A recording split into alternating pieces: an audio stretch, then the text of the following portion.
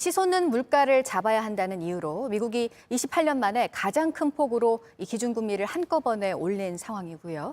이에 맞춰서 우리는 어떻게 또 대응을 해야 할지를 포함해서 먹구름이 가시지 않는 우리 경제 상황에 대한 우려가 그 어느 때보다 큽니다. 1시간 전에 정부의 경제정책 방향 발표가 있었는데요. 어떤 내용이 담겼는지부터 자세히 전해드리도록 하겠습니다. 취재기자 연결하겠습니다. 정원석 기자, 일단 관심은 물가에 대한 대응책인데 그 가운데 유류세 인하는 연장이 되네요. 네, 그렇습니다. 정부가 물가를 잡기 위해 전방위적으로 세금을 깎겠다는 정책 방향을 들고 발표했습니다.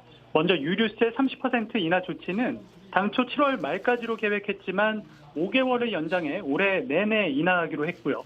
기저귀와 분유에 대한 부가가치세는 아예 없애기로 했습니다. 또 하이브리드나 전기차, 수소차 등 친환경 자동차에 대한 개별 소비세 감면도 24년까지 연장합니다. 부동산과 관련된 세금도 줄어드는데요. 재산세는 1세대 1주택자의 공정시장 가액 비율이 60에서 45%로 낮아집니다. 종부세도 100%인 공정시장 가액 비율이 40%로 낮아집니다.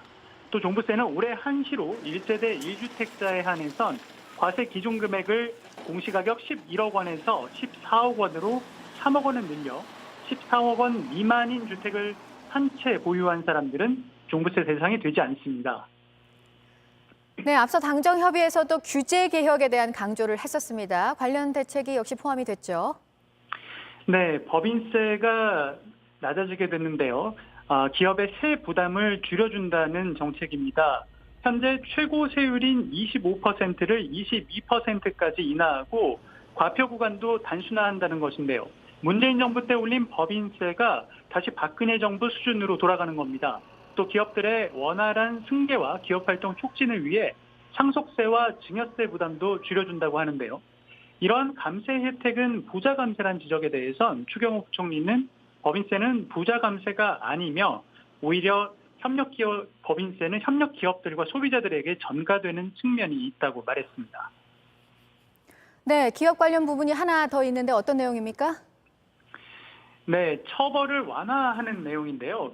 기업들의 요구를 반영한 내용들입니다. 그중에 문재인 정부 시절에 추진된 중대재해법 시행령의 일부가 수정될 것으로 보입니다.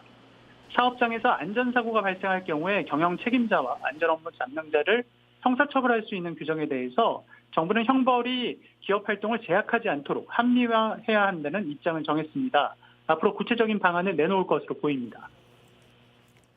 네, 그리고 미국이 금리 인상을 크게 한 것에 대해서는 우리도 대응이 필요한 상황이죠?